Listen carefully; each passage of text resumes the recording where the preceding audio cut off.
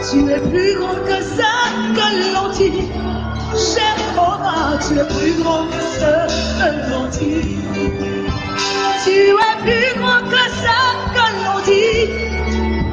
Tu es plus grand que ça, que l'on dit. Tu es excellent. Tu es plus grand que ça, que l'on dit.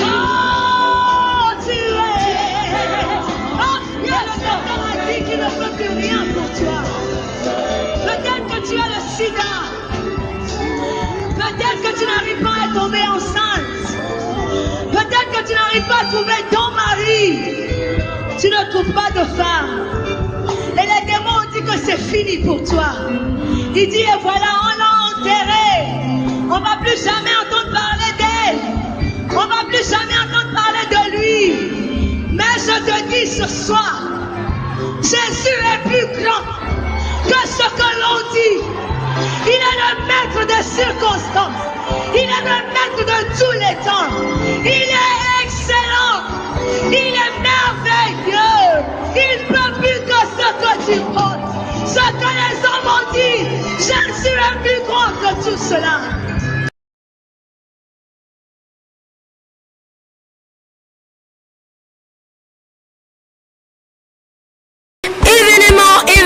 Événement, c'est chaud, c'est très chaud. Bien-aimés dans les Seigneurs, le ciel est grandement ouvert. Cette fois-ci en Afrique du Sud, ceci vous concerne. L'église Messie organise une grande conférence avec le grand thème « En Christ nous sommes sauvés pour sauver ». Comme invité, le pasteur Dierto Malwano, qui nous provient de Kinshasa. Cet homme de Dieu a un grand témoignage. Comme invité à l'animation, nous avons notre frère. Il y aura aussi la participation de l'apôtre Ben Capita, qui va rester aussi dans cette action. Le Seigneur va délivrer, le Seigneur va guérir et le Seigneur va transformer et vous servir. Nano Esilité. Bonjour, shalom peuple dédié, que Dieu vous bénisse. Une ma vrai chrétien. Eko Soukabe Awate. Bien-aimé dans les Seigneurs, votre pasteur, notre pasteur, le pasteur que vous aimez beaucoup par l'amour du ciel, le pasteur Dierto Malwano sera au rendez-vous. Bino nyonso bana nzambe na kati ya Afrique du Sud na Johannesburg, nzamba pambola bino bolanda biso na Nazarien, bandimi nyonso Nazarien, bandimi nyonso ba mourir Jésus Christ, c'est chaud avec Jésus Christ. Pasteur Dierto Malwano na kati Afrique du Sud, boya tellement émélé, te lever comme Jésus Christ, to témoigner mamo Yesu Masia zo sala et to pikisa milimo ya bato. Tu es plus grand que ça, que l'on dit. Jéhovah, tu es plus grand que ça, que l'on dit. Tu es plus grand que ça, que l'on dit. Tu es plus grand que ça, que l'on dit. Tu es excellent. Tu es plus grand que ça, que l'on dit. Oh, tu es. Oh, yes, Lord. Tu es plus grand que ça, que l'on dit. Tu es plus grand que ça que je pense. Jéhovah, tu es plus grand. Amen. Il faut que tu saches, mon frère, il faut que tu saches, ma soeur, que Jésus-Christ revient bientôt. Amen. Est-ce qu'on peut le dire ensemble à haute voix? Jésus-Christ revient bientôt. Voilà. Matthieu chapitre 24, prenons à partir du verset 40. Je vais prendre Matthieu chapitre 24 à partir du verset 37. Je lis. Ce qui arriva du temps de Noé arrivera de même à l'avènement du Fils de l'homme. Car dans les jours qui précédèrent le déluge, les hommes mangeaient et buvaient, se mariaient et mariaient leurs enfants, jusqu'au jour où Noé entra dans l'arche. Et ils ne se doutèrent de rien jusqu'à ce que le déluge vint et les emporta tous. Il en sera de même à l'avènement du Fils de l'homme. Verset 40.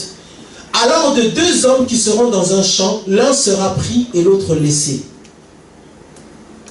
De deux femmes qui moudront à la meule, l'une sera prise et l'autre laissée. Veillez donc, puisque vous ne savez pas quel jour votre Seigneur viendra, Sachez-le bien, si le maître de la maison savait à quelle veille de la nuit le voleur doit venir, il veillerait et ne laisserait pas percer sa maison. Verset 44. C'est pourquoi vous aussi, tenez-vous prêts, car le Fils de l'homme viendra à l'heure où vous n'y penserez pas. Amen. Amen. Donc, par rapport à cette attente du retour de Jésus, la parole de Dieu nous demande de nous tenir prêts. Amen. Amen. De préparer nos cœurs. Est-ce que tu es prêt pour le retour de Jésus? Est-ce que ton cœur est prêt? Est-ce qu'il y a encore des choses dans ta vie qui ne plaisent pas à Dieu? Est-ce que dans ta manière de parler, dans ton raisonnement, dans ton attitude, dans ton caractère, est-ce qu'il y a encore des choses qui attristent l'Esprit de Dieu? Prenons un exemple. La Bible dit que nous ne devons pas mentir. Amen. Imaginons que tu sois en train de mentir et que juste après avoir dit un mensonge, Jésus-Christ revient. À ton avis, qu'est-ce qui va se passer? Tu as un gros problème. Amen. On rigole, c'est bien, on rit, mais c'est sérieux ces choses-là. Vous voyez pourquoi on doit parler de la sanctification? Vous voyez pourquoi on doit parler de la crainte de Dieu? Nous devons être prêts. Veillez donc, parce que vous ne savez pas quel jour votre Seigneur vient. La parole dit Jésus vient bientôt, Jésus revient. Un jour, comme je disais, tout s'arrêtera. Il reviendra. Et celui qui ne sera pas prêt ce jour-là, alors comment se préparer? Je vais vous donner quelques points. D'accord? Ce ne sera pas exhaustif, mais juste quelques points qui sont comme des compteurs que vous devez prendre en compte pour vous préparer, pour préparer ton cœur. Amen. Préparer ton cœur. Prenons Romains chapitre 12. Romains.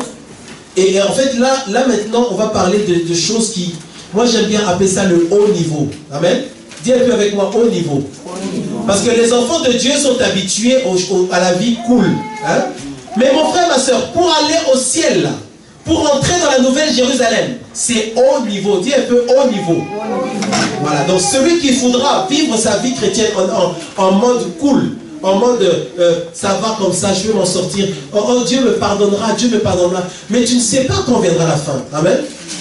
Alors, regardons à quel niveau est-ce que Dieu nous attend. Romains chapitre 12, versets 1 et 2. Il faut qu'après ce message, mon frère, ma soeur, tu prennes la décision de changer ta vie. Amen. Il faut qu'après ce message, tu prennes la décision de changer ton caractère, de changer ton mode de raisonnement, de changer ton attitude.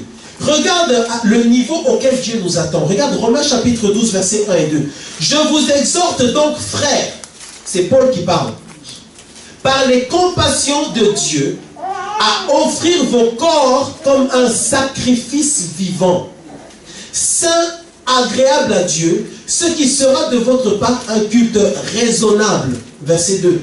Ne vous conformez pas au siècle présent, mais soyez transformés par le renouvellement de l'intelligence, afin que vous discerniez quelle est la volonté de Dieu, ce qui est bon, agréable, parfait. Donc au début, qu'est-ce qu'on nous dit? On nous parle de sacrifice.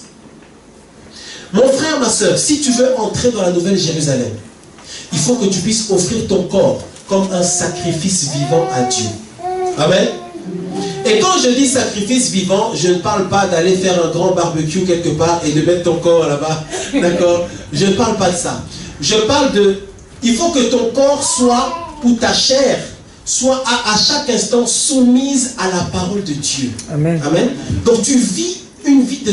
Tu te sacrifies. C'est-à-dire que tu te lèves le matin, et puis tu as envie de mentir, et tu ne veux pas prier, mais tu te sacrifies, tu t'obliges, tu te fais violence pour amener ton corps, ton âme et ton esprit à te soumettre à Dieu.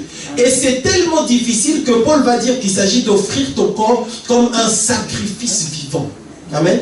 Il faut que tu arrives à ce niveau-là où tu vois bien que tu n'es pas libre. Vous savez que la liberté absolue n'existe pas. Qui sait ça? La liberté absolue n'existe pas. Si on te dit que tu es totalement libre, c'est que tu marches avec le diable. Amen. En Jésus-Christ, nous sommes libres dans le sens où nous sommes libérés du monde. Nous sommes libérés de l'emprise du diable. Mais nous ne faisons pas ce que nous voulons, nous. Nous faisons ce que Dieu veut. Même Jésus dira, Père, non pas ma volonté, mais ta volonté à toi. Donc nous ne sommes pas libres dans la mesure où nous ne faisons pas ce que nous-mêmes on veut. On fait ce que lui, il veut. Donc je ne dois pas réfléchir comme moi je veux réfléchir. Je dois réfléchir comme Dieu veut que je réfléchisse. Amen. Vous voyez que notre vie chrétienne, c'est pour ça que les païens nous prennent pour des fous. Donc je ne réfléchis pas comme moi je veux réfléchir. Avant de réfléchir, je réalise ce que je veux, je le mets de côté. Je prends ce que Dieu veut, je le mets dans ma tête et c'est ça qui agit. Amen. Donc nous devons offrir nos corps comme un sacrifice vivant. Si tu veux entrer dans la nouvelle Jérusalem, si tu veux être enlevé, pour préparer ton cœur, il faut que tu ne vives plus ta vie à toi. Donc il faut que tu prennes ta vie à toi, que tu la mettes de côté, que tu prennes la vie de Christ et que tu puisses vivre cette vie-là. Christ en moi, l'espérance de la gloire. Qui veut entrer dans la nouvelle Jérusalem? Si tu ne lèves pas la main, c'est que tu ne veux pas entrer. Il faut que tu offres ton corps comme un sacrifice vivant.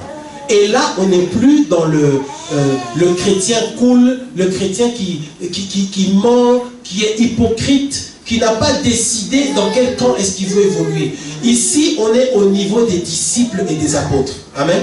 Amen. Et vous savez, est-ce que tu sais que Dieu veut que ta vie à toi soit comme la vie de Jean, de Matthieu, de Luc? Nous devons tous devenir être en fait des disciples. Aller faire des nations des disciples. Donc, est-ce que tu sais que tu es un disciple? Tu es une disciple de Dieu. Est-ce que tu sais ça? Dis un peu, je suis disciple. Il ne faut pas penser que le disciple, c'est seulement le pasteur ou l'apôtre ou celui qui prêche. Tu es disciple de Dieu. D'ailleurs, si tu n'es pas disciple, tu n'entreras pas. Amen. Amen. Un disciple, c'est celui qui fait ce que son maître veut. C'est celui qui, en fait, il vit la vie de son maître. Jésus-Christ est le maître. Nous sommes ses disciples. Nous faisons ce que lui... en fait, il est l'exemple. Notre but, c'est d'être comme lui. Plus tu ressembles au maître, plus tu es disciple. Moins tu ressembles au maître, moins tu es disciple. Amen. Amen. Offrir ton corps comme un sacrifice vivant. Amen. Te débarrasser de l'orgueil. Te débarrasser de la jalousie. Te débarrasser de la méchanceté. Te débarrasser de l'égoïsme. Te débarrasser de l'hypocrisie. Te débarrasser de toute méchanceté dans ton cœur. Dis un peu haut niveau. Voilà.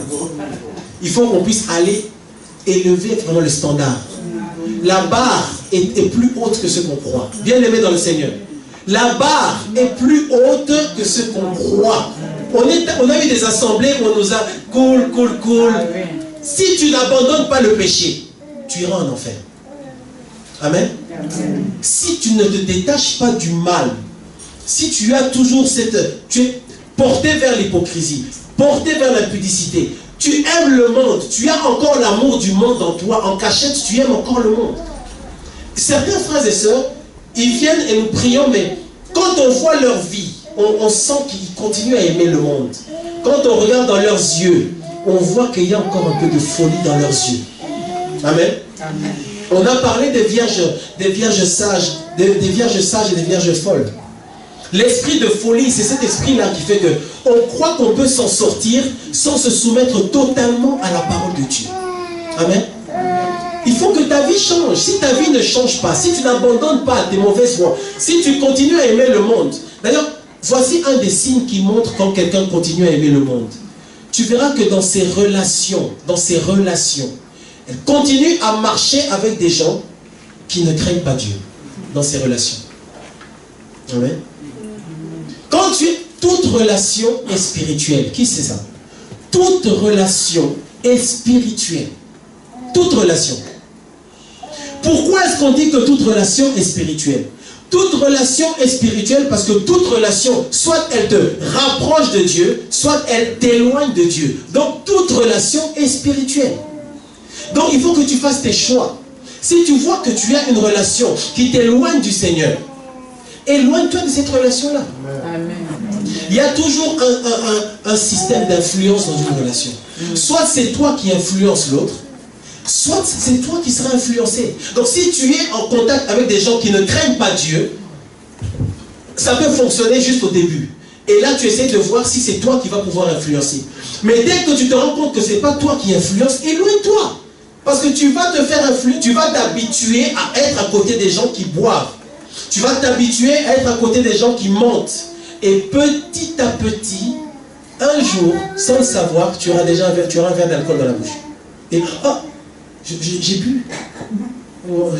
D'ailleurs, je sens que je suis un peu... bon, c'est pas grave, je vais aller dormir et après je vais chanter. Amen. Éloigne-toi du péché. Éloigne-toi du péché. Offrir ton corps comme un sac. Dès que tu sens qu'il y a quelque chose que tu as fait, tu sens que l'Esprit de Dieu te reprend là-dessus. Tu sais, parfois tu dis quelque chose ou tu fais quelque chose, et quelques heures après, quelques minutes après, tu sens dans ton esprit qu'il y a quelque chose qui n'est pas clair, qu'il faut que tu règles avec Dieu. Tu sens qu'il faut que tu ailles demander pardon, t'excuser, en tout cas que tu puisses te repentir, te remettre en règle avec Dieu. C'est l'Esprit de Dieu qui te pousse, qui te dit, ça, je n'aime pas. Si tu continues comme ça, je vais m'éloigner de toi. Amen. La Bible dit que les enfants de Dieu, c'est ceux qui sont conduits par le Saint-Esprit. Amen. Et nous voulons maintenant, par la grâce de Dieu, dire des choses qui correspondent au haut niveau. Dis un peu haut niveau. Le haut niveau, c'est d'être conduit par le Saint-Esprit de Dieu. Si tu n'es pas conduit par l'Esprit de Dieu, tu n'appartiens pas à Dieu. La Bible dit que les enfants de Dieu, c'est ceux qui sont conduits par le Saint-Esprit. Amen. Si tu prends des décisions, tu prends des orientations, tu fais des choses qui ne sont pas en accord avec la parole de Dieu, ces choses-là attristent l'Esprit de Dieu. C'est-à-dire que tu attristes Dieu. Dieu n'est pas content de ce que tu fais. Amen. Et nous parlons aujourd'hui de la fin, nous parlons du retour de Christ. Est-ce que ce que tu dis, est-ce que ce que tu fais, est-ce que ça plaît à Dieu? Est-ce que ça plaît à Dieu?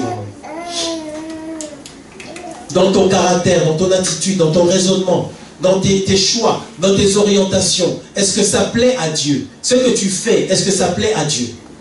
Ce que tu as l'habitude de dire ou de penser. La Bible dit, cherchez premièrement le royaume. Est-ce que tu cherches d'abord le royaume de Dieu?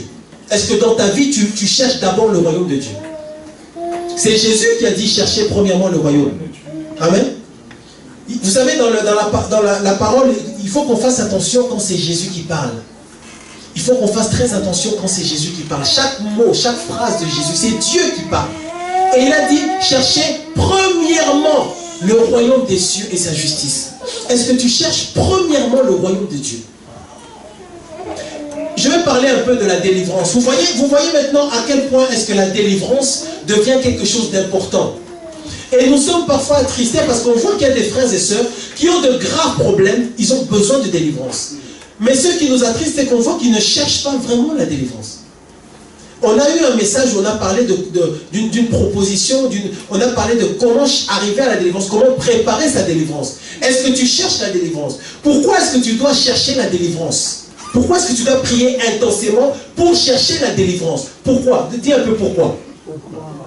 Parce qu'il y a des problèmes de délivrance, où il y a des liens ou des influences sataniques et démoniaques qui te poussent à pécher. Donc, imaginons l'esprit de colère. Ça te pousse à entrer en colère et à pécher. Et c'est un esprit, donc c'est une forteresse de Satan qui vient t'influencer et tu entres de temps en temps en colère, tu piques de forte colère et tu pêches. Tant que cet esprit-là ne t'aura pas quitté, de temps en temps, tu vas entrer en crise et tu vas entrer en colère et tu vas pécher. Donc, tu dois maintenant chercher absolument la délivrance pour être libéré de ça, de manière à ce que ton esprit ne soit soumis et influencé que par le Saint-Esprit de Dieu. Vous voyez pourquoi la délivrance est importante? Il y a des problèmes spirituels qui te poussent à pécher.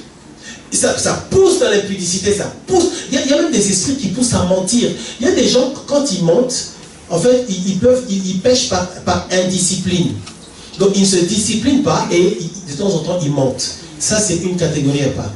Mais il y a une autre catégorie de frères et sœurs qui ont des problèmes. Ils ne peuvent pas gérer ça avec leur volonté à eux. C'est spirituel. Alors, maintenant, quand c'est spirituel, tant que tu ne seras pas délivré, d'accord? Tu peux te sanctifier du matin au soir, c'est bien. Si Jésus revient pendant que tu es sanctifié, c'est bien. Mais si Jésus revient pendant que tu es en train de piquer ta crise avec ton esprit qui te dérange là, qu'est-ce qui va se passer? Tu ne pourras pas aller devant Dieu et dire, oui mais Seigneur, normalement, écoute, c'est un péché involontaire, c'est parce qu'il y a un esprit qui m'a poussé. Amen. Vous voyez pourquoi c'est dans les attributs de Jésus, c'est dans les attributs de Dieu. Il dit, l'Esprit du Seigneur est sur moi. Il m'a oint pour libérer les captifs. Il faut que tu sois libéré afin que tu vives une vie de sanctification. Amen. Donc la délivrance devient quelque chose d'important. La sanctification. Nous devons vivre dans la sanctification. Donc premier point, offrir ton corps comme un sacrifice vivant. Deuxième chose, marcher dans la sanctification. Marcher dans la crainte de Dieu. La Bible dit, ce que Dieu veut, c'est votre sanctification. C'est que ton cœur soit pur. On a été dans des assemblées où c'était 400, 500 personnes, très belle salle, beaucoup d'argent, merveilleux, mais pas de crainte de Dieu. Alors qu'est-ce que ça nous a apporté? On n'avance pas. Si tu veux voir la gloire de Dieu, tu dois croire. La Bible dit, si tu crois, tu verras la gloire de Dieu. Amen. Donc si tu crois en Dieu, tu dois croire en sa parole et tu dois te soumettre à sa parole. Donc tu dois croire que si tu n'obéis pas à sa parole, tu iras en enfer. Donc tu dois comprendre et croire que tu as intérêt à obéir à Dieu. Disons un peu, obéir à Dieu. Obéir à Dieu. Ne pas obéir à sa propre pensée, mais obéir à Dieu. Amen. Amen. Mon frère, ma soeur, tu dois décider d'être quelqu'un qui obéit à Dieu. Sinon, l'Esprit de Dieu s'éloigne de toi. Moi, je l'ai vécu. Nous le vivons tous. Quand tu es dans l'obéissance, l'Esprit de Dieu est avec toi. Quand tu es dans la désobéissance, l'Esprit du Seigneur n'est pas avec toi. D'ailleurs, quand tu pries, c'est lourd. Tu sens que ça... tu te bats. La Bible dit que la prière du pécheur, c'est comme une abomination pour le Seigneur. Donc tu fais du bruit, le Seigneur n'a pas besoin de ça parce que ça ne sent pas bon. Amen. Est-ce que nous voulons obéir à Dieu? Marcher dans l'obéissance à Dieu. Il faut qu'après ce message, tu décides de marcher dans l'obéissance à la parole de Dieu. Arrêtez d'aimer le monde. Aimez la parole de Dieu. Méditez la parole de Dieu. Priez sans cesse. Priez sans cesse. Point suivant, priez sans cesse. La Bible dit que tu dois être prêt, tu dois veiller. Veiller parce que vous ne savez pas le jour ni l'heure. Quand on dit prier sans cesse, ça ne veut pas dire que du matin au soir tu seras en train de prier. C'est-à-dire que tu seras dans une attitude de prière. Tu seras dans une attitude où tu es OK avec Dieu. Donc c'est à chaque fois, dès que tu ouvriras ta bouche pour prier, tu es tout de suite en communion avec Dieu. Priez sans cesse. Amen. Amen. La vie avec Dieu, ce n'est pas une vie où, en fait, on est un peu dans... C'est un peu comme l'intérim. De 9h à midi, c'est OK. Et puis de midi à 14h, c'est le péché. À 14h, petite repentance. On tient jusqu'à 18h. Et puis à 18h, on pêche jusqu'à 20h. Ça ne fonctionne pas comme ça. Amen. Au niveau. Il faut que on soit tous au même niveau. Qu'on soit comme Abraham. Dieu veut que tu sois comme Abraham. Comme Élie. Sinon, tu vois, l'ennemi, il veut que tu restes à un niveau où tu es superficiel avec Dieu. Voilà. C'est comme ça. C'est ça le plan de Satan pour toi. Apocalypse dit que Dieu veut qu'on soit chaud. Si tu es tiède, je te vomirai. Qui connaît ce passage?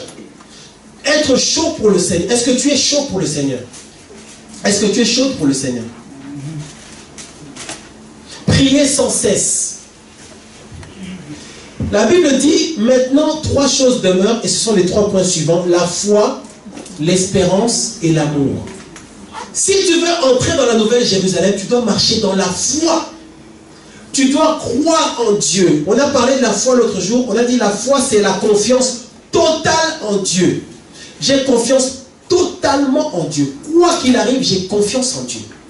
Est-ce que tu vis, est-ce que tu marches dans la foi? Si tu n'as pas la foi, tu iras en enfer. Parce que si tu n'as pas la foi, un jour tu te lèveras et tu penseras, tu croiras que Dieu n'est pas Dieu, qu'en fait, il n'est pas avec toi, que la prière ne marche pas, que Dieu ne t'exauce pas. Parce que tu as arrêté de croire. Or, la Bible dit, sans la foi, il est impossible de plaire à Dieu. Donc, sans la foi, tu ne plais pas à Dieu. Est-ce que tu crois que vraiment, si tu ne plais pas à Dieu, tu crois que tu vas vraiment entrer dans la Nouvelle Jérusalem? Si tu ne plais pas à Dieu. Amen. J'espère que je ne suis pas trop dur un peu aujourd'hui. Je veux que le message sorte avec douceur et amour. Amen. Est-ce que vous pouvez sourire un peu là? Au niveau. Amen. Alléluia, Jésus, tu es heureux. Mais est-ce que tu vis dans la sanctification, dans la crainte de Dieu? Le Seigneur n'a pas besoin de tes chants, de tes longues prières. Le Seigneur veut que ton cœur soit pur. Amen. Si ton cœur est pur, quand tu commences à prier, les anges s'arrêtent. Et se disent, oula, attention, ça c'est un enfant de Dieu qui prie. Amen. C'est pour ça que dans les réunions, parfois c'est difficile qu'il y ait une forte présence de Dieu, parce que chacun là ne vit pas dans la crainte de Dieu, dans la profonde crainte de Dieu. Amen. Si vraiment tu aimes ton Dieu, si tu as mis Dieu en premier dans ta vie sera différente. Déjà, je pense que un des signes, c'est ta présence aux réunions de prière. Et si tu ne peux pas être là à chaque réunion, il y a des raisons qui sont valables, où il y a le travail, tout ça, la maladie, la fatigue, ok. Mais quand tu viendras, on verra et on sentira dans ta manière de prier que tu as quand même le feu du Saint-Esprit. Mais si tu viens une fois par semaine, 2 fois par semaine, et quand on prie, mais on voit bien que tu n'as pas... L'Esprit de Dieu, c'est un esprit de vie. Amen. Je ne parle pas de commencer à faire des culbutes, de se rouler par terre. Mais on doit sentir la vie. Quand tu vas quelque part, même si tu ne connais pas ces gens-là, tu y vas la première fois. Quand tu pries, il y a la vie. C'est là qu'on sait qu'il y a l'Esprit de Dieu. Quand on a l'Esprit de Dieu, tu viens, tu arrives quelque part, tu t'assois seulement. Les gens qui ont aussi l'Esprit de Dieu, ils savent que, attention là, il y a l'Esprit de Dieu. On est déjà connecté. On n'a pas besoin d'avoir des formalités et tout ça, on est déjà connecté. Amen. La foi, l'espérance et l'amour. La Bible dit que la foi, c'est l'assurance des choses qu'on espère. Donc la foi dépend de l'espérance. Donc tu dois avoir une espérance. Si tu n'as pas d'espérance, tu n'as pas de foi, tu espères en quoi? La foi, c'est l'assurance des choses qu'on espère. Donc tu dois espérer des choses. Tu ne dois pas perdre ton espérance. Si tu perds ton espérance, tu es en danger. Parce que si tu perds ton espérance, tu arrêtes d'espérer que Dieu peut te faire du bien. Tu arrêtes d'espérer ça. Et à partir du moment où tu as arrêté de placer ton espérance en Dieu, tu peux facilement placer ton espérance en autre chose. Tu peux facilement placer ton espérance dans la sorcellerie, la magie, tout ce que tu veux. Il y en a qui ont placé leur espérance en eux-mêmes. Or, la Bible dit, malheur à celui qui se confie en l'homme. Et comme toi-même tu es homme, ça veut dire que tu ne dois même pas te confier en toi-même. Amen. L'espérance, notre espérance doit être ciblée ou focalisée sur Dieu, ou centrée sur Dieu. J'espère en Dieu. Sinon, l'ennemi va te tromper, te mentir. Amen. Amen. Notre espérance, c'est Christ. Il est le sujet de notre espérance. Nous regardons à lui, à Jésus-Christ de Nazareth. Amen. La foi, l'espérance et l'amour.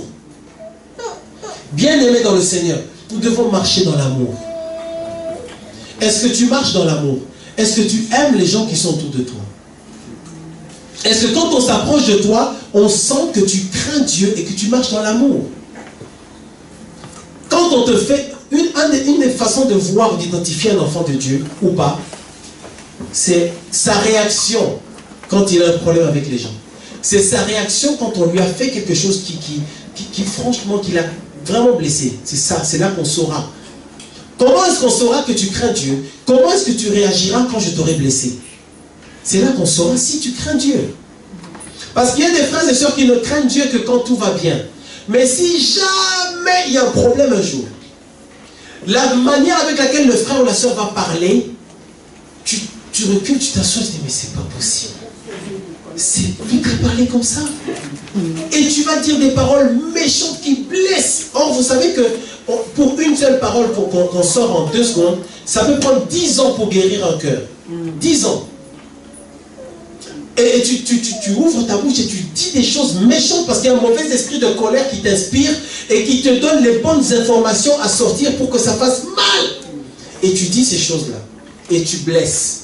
Et tu es enfant de Dieu. Et tu dis que tu as l'esprit de Dieu. Bien-aimé dans le Seigneur, tout ce qu'on fait ici, là, n'a aucune valeur si ce n'est pas l'esprit de Dieu qui travaille. Est-ce que vous savez ça? Tout ce qu'on fait ici, on a seulement besoin d'un seul esprit, le Saint-Esprit de Dieu. Donc si l'esprit n'est pas là, je perds mon temps et tu perds ton temps.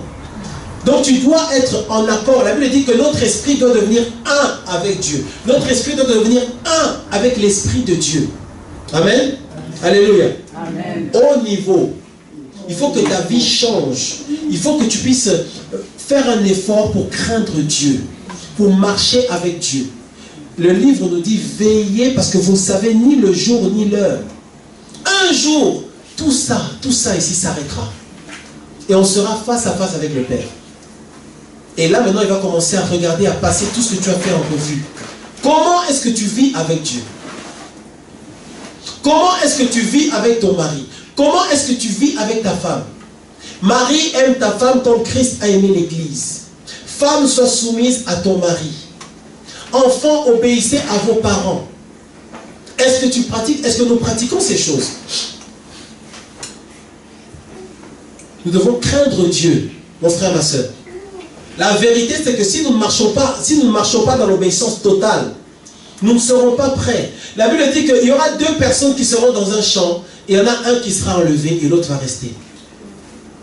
Pourquoi? Eh bien, eux-mêmes, c'est les voies des hommes. La Bible dit que Dieu a fait les hommes droits, mais ils ont cherché des détours, ils ont cherché des voies tortueuses. Alors, pense et réfléchis aux décisions que tu t'apprêtes à prendre dans ta vie. Amen. Pense et réfléchis à ce que tu as encore à faire dans ta vie et pose-toi la question, est-ce que ce que j'ai à faire est en accord avec la parole de Dieu? Est-ce que c'est en accord avec la volonté de Dieu? Est-ce que vraiment ça plaît à l'Esprit de Dieu? Quand tu t'apprêtes à faire une chose qui ne plaît pas à Dieu, tu verras que juste pendant que tu y penses, tu sens déjà que tu es mal à l'aise. Tu n'as même pas, juste le fait d'y penser déjà, tu sens que tu es mal à l'aise. Parce que Jésus-Christ est le prince de la paix. Donc quand tu fais des choses, il faut que tu aies la paix. Est-ce que tu as la paix dans ton cœur pendant que tu fais des choses? D'accord? La paix. Tu dois sentir dans ton esprit la paix de l'Esprit de Dieu. Amen. Il faut que nos vies changent. Nous voulons aller au ciel. Nous voulons être avec Jésus pour l'éternité. Il faut que notre vie soit une vie de sacrifice. Les deux derniers points, le jeûne et la prière. Le jeûne et la prière. Ça fait partie du sacrifice. Si tu ne jeûnes pas souvent, nous parlons de haut niveau. Amen. Haut niveau. Si tu ne jeûnes pas souvent, il y a des risques que tu te retrouves en enfer. Est-ce qu'on peut se dire la vérité? Amen. Si tu n'as pas de temps en temps un temps de consécration pour Dieu, où tu te détaches de tout, dans le jeûne et la prière, tu risques facilement à un moment d'aller en enfer.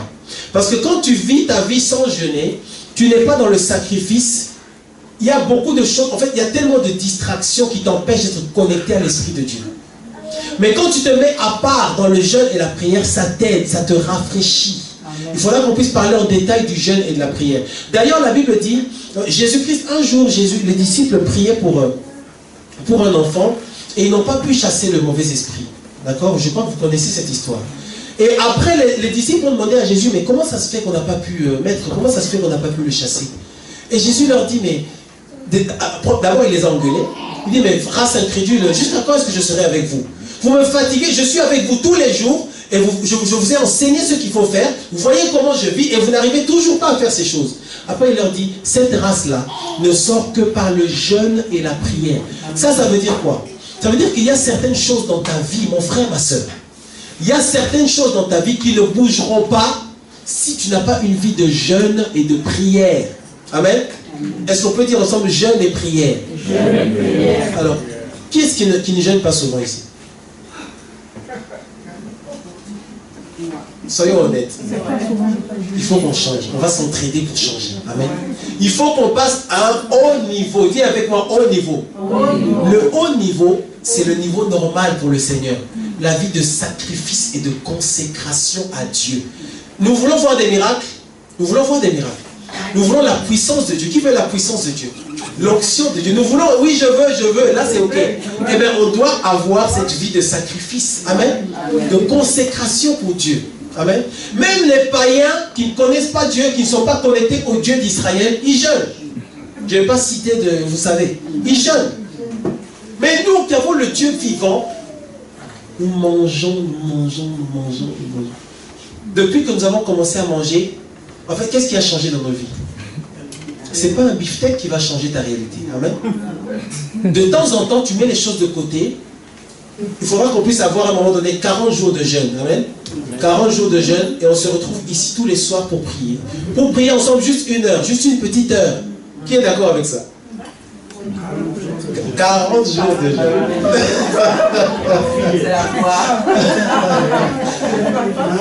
Dis un peu avec moi, haut niveau. Voilà, haut niveau. Les chrétiens sont comme ça. Oh Jésus, je suis faible. Bien aimé dans le Seigneur, Satan n'est pas un bébé de 2 semaines. Amen. Si tu veux avoir une vie forte avec Dieu, il faut que nous puissions faire comme Jésus.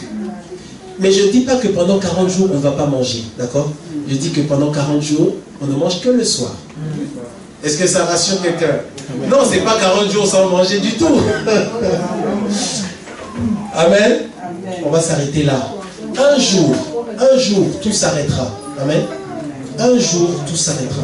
Il faut que tu sois prêt. Il faut que ta vie change. Mon frère, ma soeur, il faut que ta vie change. Il faut que tu craignes Dieu. Il faut que tu puisses marcher dans la crainte de Dieu. Amen. La crainte de Dieu. La crainte profonde de Dieu. Aimer le monde, l'amour du monde, ce n'est pas bon l'amour du monde. Il y a des frères et sœurs qui continuent à aimer le monde en cachette. Ils aiment le monde. Et tu peux mentir à ton père, tu peux mentir à ta mère, tu peux mentir à tes amis, tu peux mentir à tes collègues de travail, tu peux mentir à ton grand-père, tu peux mentir à ta grand-mère, tu peux mentir à tes oncles, tes tantes, tu peux même te mentir à toi-même. Mais tu ne peux pas mentir à Dieu. Amen. Donc Dieu sait, Dieu voit dans ton cœur et il sait, celui-là, il me craint réellement. Ou pas. Donc l'hypocrisie n'a aucun... Dieu voit. Avant que tu ouvres ta bouche pour parler, Dieu sait ce que tu vas dire. En fait, Dieu suit notre pensée en même temps dans le passé, le présent et l'avenir. En temps réel, il connaît. Et il connaît même l'avenir. Il sait déjà ce que tu diras demain à 13h. Exactement, lui, il sait. Amen. Donc nous devons craindre Dieu. Amen. On va s'arrêter là aujourd'hui. On va se tenir debout et prier. Un jour, tout s'arrêtera. Et nous voulons être prêts pour ce jour-là. Donc nous allons prier le Seigneur et vraiment demander pardon à Dieu parfois pour nos négligences par rapport aux exigences de Dieu. Nous allons demander au Seigneur de nous donner la force vraiment de nous changer par son esprit.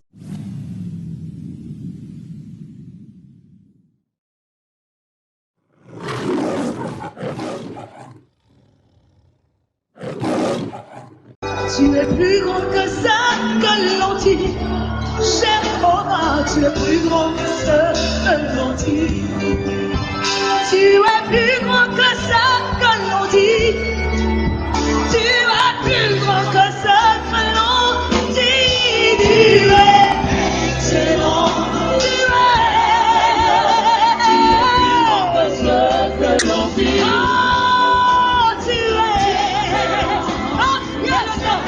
Qui ne peut plus rien pour toi. Peut-être que tu as le sida. Peut-être que tu n'arrives pas à tomber enceinte. Peut-être que tu n'arrives pas à trouver ton mari. Tu ne trouves pas de femme. Et les démons ont dit que c'est fini pour toi. Il dit, et voilà, on l'a enterré. On ne va plus jamais entendre parler d'elle. On ne va plus jamais entendre parler de lui. Mais je te dis ce soir, Jésus est plus grand que ce que l'on dit. Il est le maître des circonstances. Il est le maître de tous les temps. Il est excellent. Il est merveilleux. Il peut plus que ce que tu penses. Ce que les hommes ont dit. Jésus est plus grand que tout cela.